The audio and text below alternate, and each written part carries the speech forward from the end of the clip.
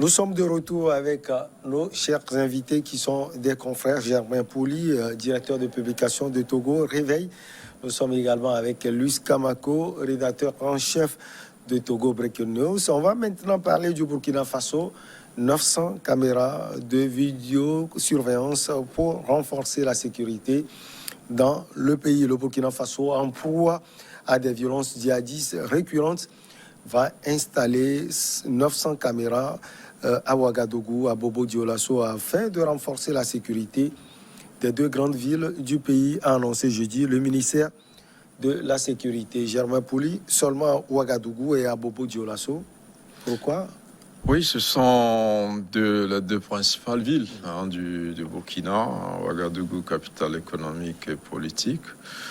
Bobo, c'est la capitale culturelle aussi. C'est un pôle assez vivant du Burkina. Elles évoluent avec le grand banditisme aussi. Donc plus le pays ou la ville se développe, plus il attire ou elle attire ceux qui veulent gagner facilement, donc en s'emparant de biens d'autrui. Et donc il y a le grand banditisme qui sévit dans ces villes-là. Et aussi, il y a un autre volet, c'est le djihadisme aussi, les attaques djihadistes, et aussi qui peuvent aussi trouver une solution à travers ce projet-là que l'État burkinabé a mis en place, donc avec la Chine, notamment l'entreprise Huawei et puis le consortium des entreprises chinoises qui sont un peu dans les communications. Donc c'est à féliciter parce qu'aujourd'hui, je crois que ça va être une petite Chine en miniature en Afrique, parce qu'en Chine aujourd'hui, il y a des caméras partout, au point où certaines organisations de défense des droits de l'homme se plaignent qu'il n'y a plus de vie privée en Chine, que tout ce que vous faites est su. Et donc on ne peut plus se cacher en Chine. Mais en ce qui concerne le Burkina, c'est juste pour des questions sécuritaires, pour aider la police à mieux faire son travail. Donc, il y a des caméras un peu partout dans le pays développé. Ici, il n'y en a pas beaucoup en Afrique, à part dans quelques rares pays. Mais le Burkina essaie, donc, avec 300 sites qui bénéficieront chacun de 3 caméras, donc dans 220 dans la capitale et 80 à Bobo. Et ça va aider la police à pouvoir avoir des images pour les enquêtes judiciaires, à pouvoir tracer aussi, à reconnaître aussi ces malfaiteurs et à les repérer. Je crois que c'est une innovation,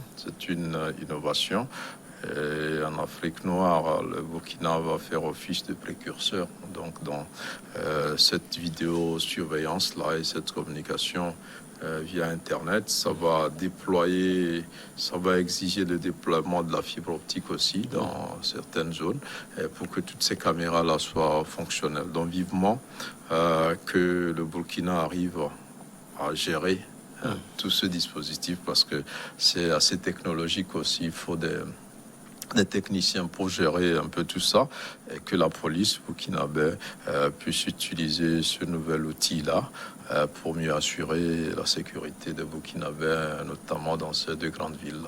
Dénommé Smart Burkina, ce système de vidéoprotection sera déployé sur 220 sites dans la capitale burkinabé et 80 à Bobo-Dioulasso. Luis Kamako, vous pensez que ces caméras, l'installation de ces caméras, va pouvoir un peu diminuer ces actes funestes qu'on vit sans cesse au Burkina Faso?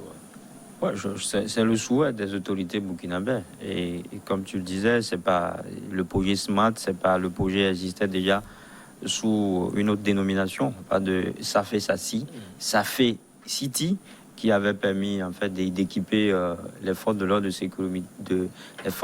et de sécurité de 200 caméras de par le passé. Donc aujourd'hui, c'était la phase pilote, si on peut le dire aujourd'hui. Donc on veut expérimenter un autre volet de ce projet. C'est pour ça ils ont choisi les 300 sites à Bobo-Dioulasso et Ouagadougou, vous l'avez dit tout à l'heure.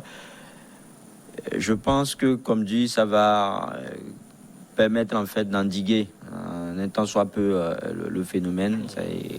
Le pays a une insécurité grandissante. Je crois que tout le monde sait de quoi il est question là-bas. Et aujourd'hui, Roch Christian Kaboré n'a pas de choix. Il doit tout faire. Il doit jeter les derniers cartouches dans la lutte pour garantir la sécurité au Burkinabé. Surtout que la paix et la sécurité font partie en fait, de ces promesses de campagne. Aujourd'hui, on se rend compte que depuis qu'il a entamé son second mandat, je l'appelle second mandat parce qu'il n'a pas droit à un troisième, conformément à la constitution burkinabé, on se rend compte que...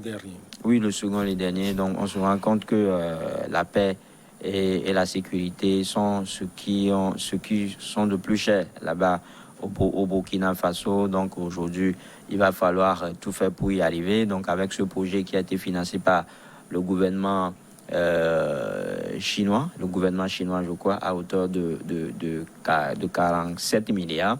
Le projet même coûte plus de 56 milliards de francs CFA. Donc, c'est beaucoup de choses, ce sont des efforts. Je pense que les contours du projet ont été analysés, ont été inspectés avant sa mise en œuvre.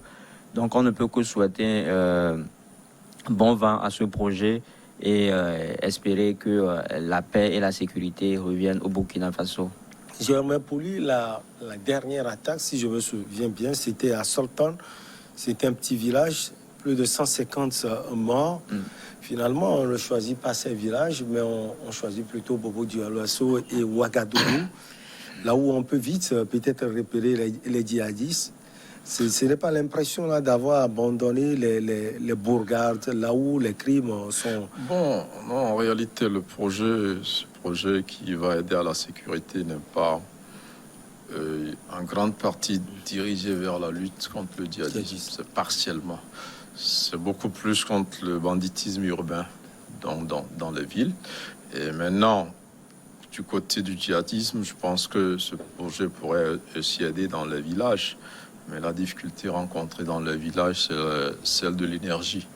C'est-à-dire qu'il n'y a pas assez d'électricité dans nos villages, alors que c'est du matériel qui fonctionne avec de l'électricité.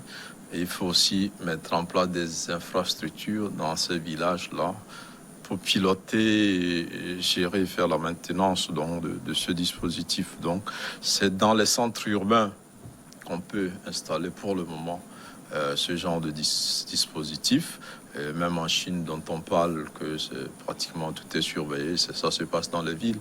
Bon, encore qu'on ne peut pas se comparer à la Chine, qui est un pays très développé, mais dans nos pays africains où l'électrification rurale est encore loin d'être une réalité, ça va être difficile de déployer ce genre d'outils dans ces zones-là. Maintenant, ce n'est pas un outil prioritairement destiné à la lutte contre le djihadisme, et même dans ces pays développés comme la France et ailleurs, même avec les caméras, ces djihadistes arrivent toujours à opérer. Donc ça va aider la police, mais ce n'est pas la solution définitive. Je crois que c'est beaucoup plus orienté vers le grand banditisme. Mais on n'empêche qu'on peut aussi filmer des gens qui viennent faire un attentat terroriste, qui peuvent être filmés, tracés, poursuivis. Et pour les zones rurales, c'est vraiment compliqué, même si le gouvernement le voudrait. Il faut beaucoup plus que des caméras pour pouvoir installer ce dispositif dans les zones rurales. Lui, oui, je le disais tout ça là n'est qu'un palliatif aujourd'hui, parce que l'opposé dit que c'est pas l'aspect sécurité ou bien djihadisme, terrorisme, lutte contre l'extrémisme violent dont tu fais mention tout à l'heure, n'est que le volet accessoire en fait du projet, parce que il s'agit, j'aimais là si bien dit, en fait, de faire face à la délinquance, en fait, juvénile dans les villes. C'est pour cela que les deux grandes villes d'abord ont été choisies. Maintenant, ce qu'il faut également noter, c'est que le projet vient combler, en fait, le manque, ou bien l'insuffisance des forces de l'ordre et de sécurité qui vont peut-être être déployées désormais dans les villages, comme tu le dis. C'est-à-dire que d'autres missions leur seront confiées désormais. Peut-être que chaque village, il y aura des forces de sécurité pour pouvoir jouer bien, pour pouvoir sécuriser les villages. Donc, je pense que le gouvernement burkinabé est dans cette logique aujourd'hui. Maintenant, ce qu'il faut, c'est dire que les gens, enfin la société civile est contre le projet, parce que Ils disent que la société civile dit que aujourd'hui les Burkinabés n'ont plus de vie privée. Mais je pense qu'on doit en arriver là, parce que quand vous êtes dans un pays et que quand vous êtes dans un pays comme le Burkina où les coups d'État, ou bien en fait le djihadisme, l'extrémisme violent sont monnaie courante, et que vous avez du mal en fait à savoir qui fait quoi, quand et où et comment sur votre territoire, ça devient difficile. À un moment donné, il faut aller avec toute cette énergie, il faut aller avec toutes les énergies et pouvoir même dépenser en fait des dépenses qui vont vous coûter les yeux de la tête. Donc le projet, comme je le dis, ça c'est pas forcément pour lutter contre en fait le djihadisme ou l'extrémisme violent, parce que de l'autre côté on parle également de cette façon-là pour les autorités en fait de lutter contre les accidents de circulation, c'est-à-dire que dès que les caméras seront installées, on sait qui a fait quoi, qui a causé en fait cet accident. Donc c'est tout un ensemble, ce qu'on dit, l'extrémisme violent n'est que la partie visible de l'iceberg. Derrière, il y a beaucoup de choses. C'est un projet stratège, à mon avis, qu'il faut entretenir et essayer peut-être dans les autres pays où l'insécurité est grandissante. Germain Pouli, je vais aller au-delà de l'aspect intime.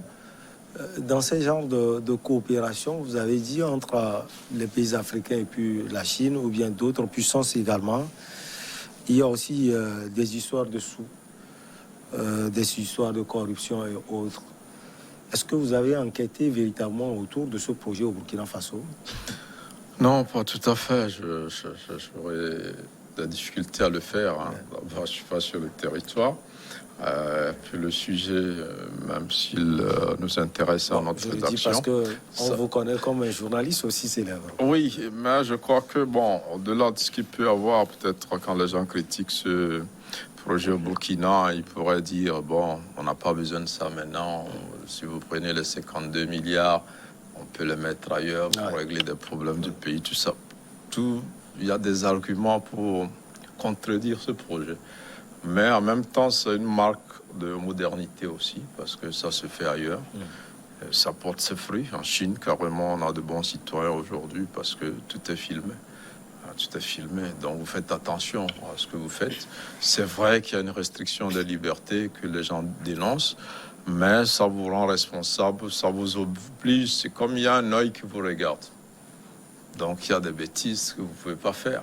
Donc, c'est pas très bon dans un pays où on estime que les gens ont le droit de tout faire.